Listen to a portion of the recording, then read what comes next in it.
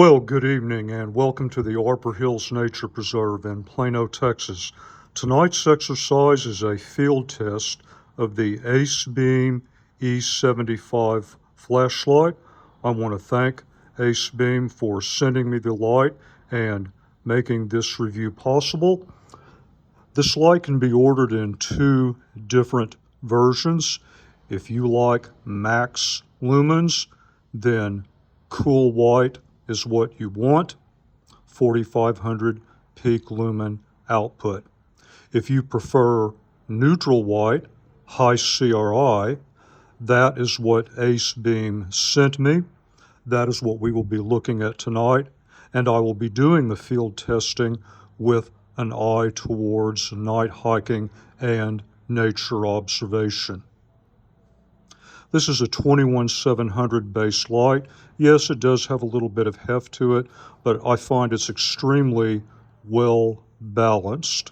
Feels good in the hand, excellent fit and finished. Mag base, if you're into that. A very nice deep two-way clip that is attached right here. It's not going anywhere. Very aggressive strike bezel, side control switch. There is some texturing here, but honestly, especially once your hands get sweaty, this isn't going to keep anything from sliding, and you have these smooth areas here anyway. So other than looks, I don't see much utility to this. I do, however, see a great deal of utility in the two-way clip. Very deep, and it's great for accessing the control switch entirely by feel. So underhand grip, get your index finger right here, so no matter how you grab it, locate that clip, get that index finger in position. Then I have average size hands. My thumb just naturally rotates down onto the switch area. If I'm a little bit off, it doesn't make any difference, because you have a nice raised area here, and there's a very tactile transition between these grooves and the beginning of that raised area right there. That's very easy to feel even with gloves on. I also like the fact that the switch is flush with that raised area, and the diameter of the light here is less than the diameter in the head area. So if this is pressing against something flat, much harder to get an accidental activation. If you are worried about that, you have both electronic as well as old school lockout. Now UI, I'm not going to talk about. It's typical ACEBEAM. You've probably already been to the website and read up on it anyway, maybe even seen another review. It works exactly as advertised. What you're probably much more interested in is how does this light perform under realistic conditions. You may even be interested in how these diffusers work. ACEBEAM was kind enough to send me a couple. We'll take a look at those as well.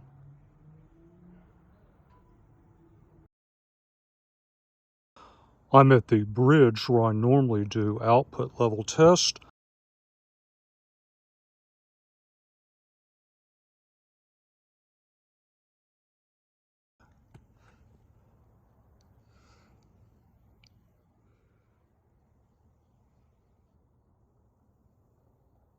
Okay, let's look at the other output levels. There is low, looking out over the creek. Maximum line of sight this time of year is a little over 35 yards. We'll look at some things that are closer here.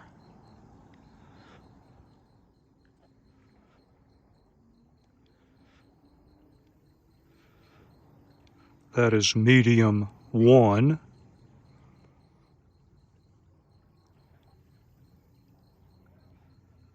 Medium 2.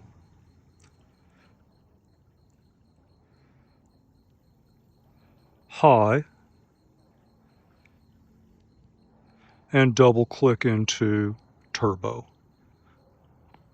The big effect of turbo with a light that is this low candela is wider field of view. So let me hold the light in a fixed position, and I'm going to rotate the iPhone,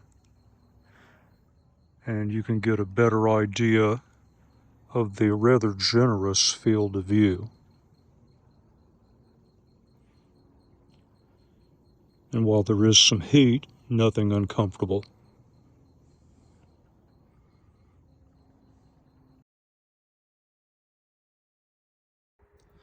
I often like to start with a close proximity search, simulate an environment where something was lost out here in the playground. You have to come back and search for it. Later, maybe an 8-10 yard max search radius. What's the lowest level of illumination that I can use and get the job done? And this is low output. I can already tell that what other reviewers have said about the light being even lower than 5000K at the lowest levels of illumination is true, because I can really see the richer brown color in those poles, especially if the object was somewhat reflective. This is getting the job done. It's a challenging environment because we do have a lot of surrounding light, and there's still just a tiny sliver of sunlight on the horizon. So a very challenging environment for our first practical test.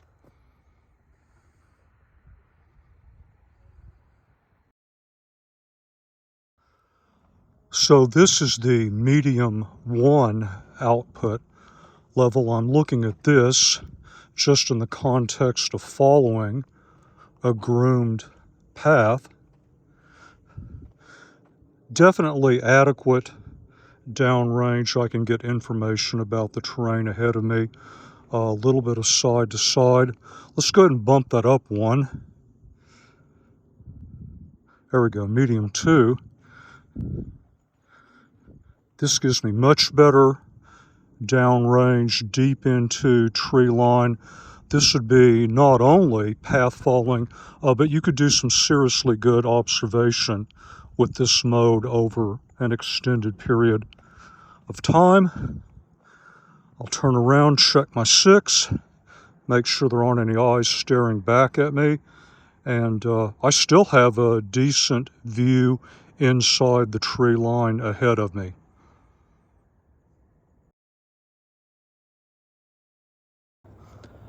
This is in high, maximum line of sight, good 33, maybe 34. I'm going to step back a few steps here. Maybe I can get it close to 35. We're looking across a creek. I have good visibility as far as I have line of sight. Then if you've seen any other videos, you know it's about 23, 24-ish to the sign. Then the distance gets longer as we illuminate that tree line there, then a little closer, and then back further again as the path curves off to the right. And again, good visibility inside that first line of trees. I probably couldn't do any identification beyond a couple yards from there, however. Here's another demo in high, off the beaten path, just looking up into trees. A lot of people come out here to do bird watching, hunt for owls at night. It's much cooler than expected for mid-August in Texas, so I'm surprised I haven't seen more wildlife other than rabbits. Of course, if I was not doing a product review, didn't have my camera at the ready, then of course I would have seen almost everything by now.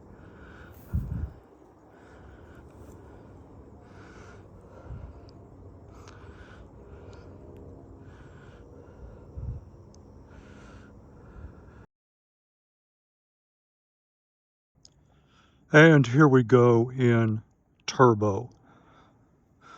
This is not a thrower. It's not a very high candela output. The gap between those first trees, if you go past that gap, it's about 95 yards. And I can see barely out in that area. I could make a detection, but not really much in the way of identification. I'd have to be probably inside 80 as we move around here to make more of an identification.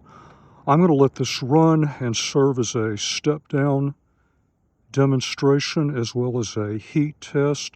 Now I've got my index finger in that underhand hold position, and I have my thumb just to the side of the control switch. Now I'm definitely feeling some heat build up, but nothing uncomfortable that would want me to force me to either change my grip or let go of the light. In over a minute, we're just going to let it run.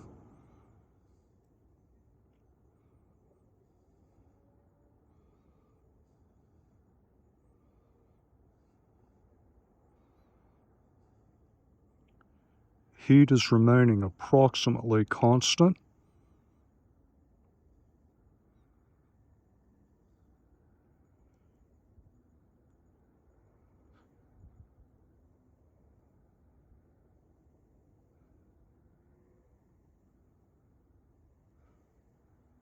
I really can't see at all through that gap anymore.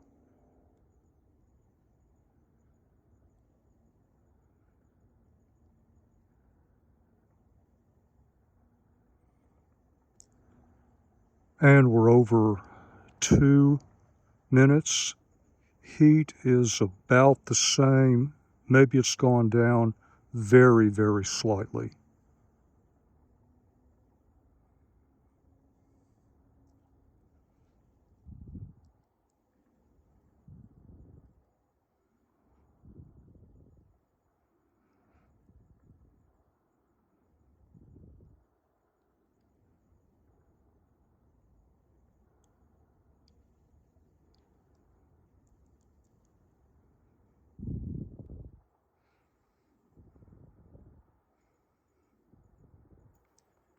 I'm going to let this go to over 3, maybe 3.5. It's starting to look like we're in a bit of a steady state.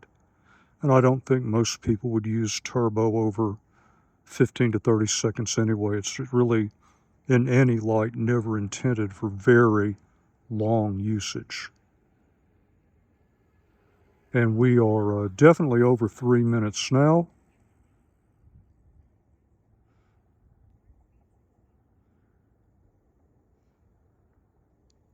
Heat is still manageable. It's definitely there.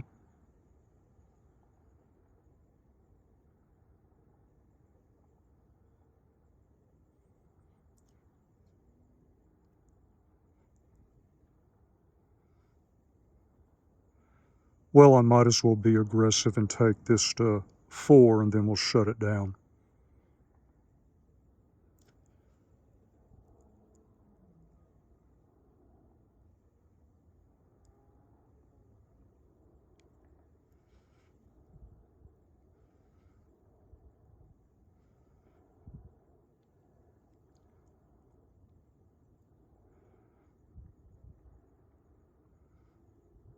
Well, there you have it. I'm going to shut this test down, let the light cool, and then we will continue on with the exercise.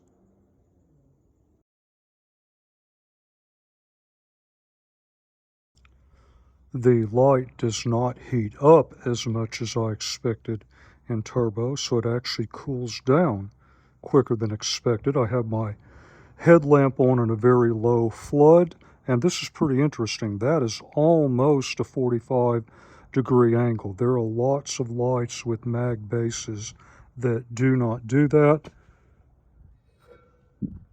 Turn it on here, turn the headlamp off, step back. All right, that is the medium 1 output, 25 yards to the end of the bridge, 35 plus to the tree line, one up into medium 2. Here I have good visibility, 2 and just barely inside the tree line. And then let's look around. Maybe we're looking for owls. I've seen a few in this area before.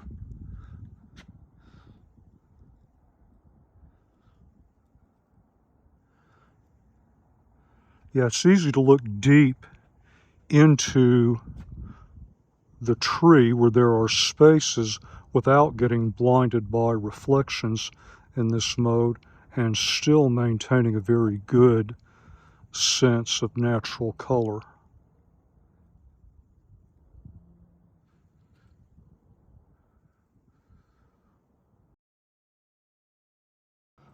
So now we're looking at one of the diffusers. I'm in that medium 2 output level, just walking up and down the bridge. Turn around here, go back. You can see we have a very minimal amount of light behind me. Very smooth, even beam. Oh, this would be something good for around the campground. Now let's take a look at the red.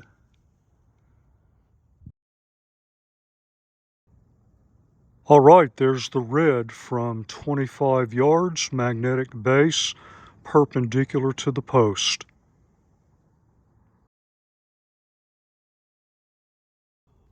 One final look in low, close to the concrete at different angles.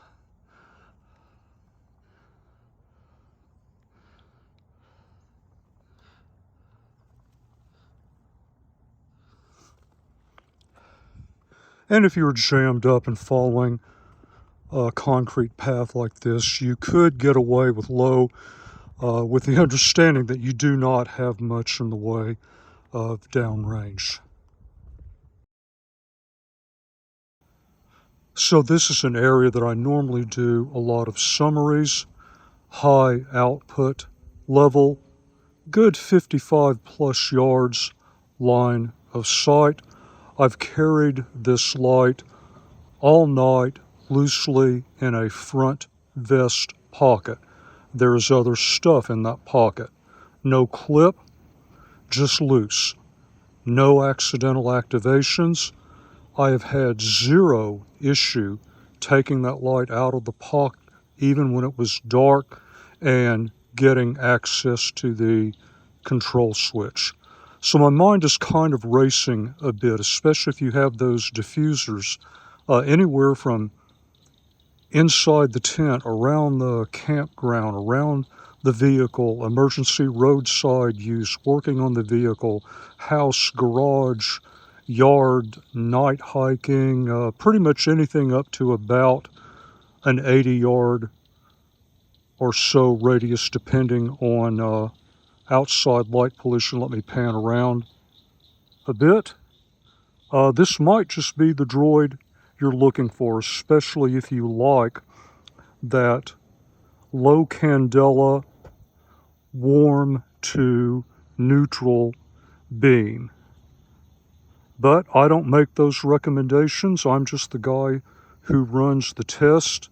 You make the final decision.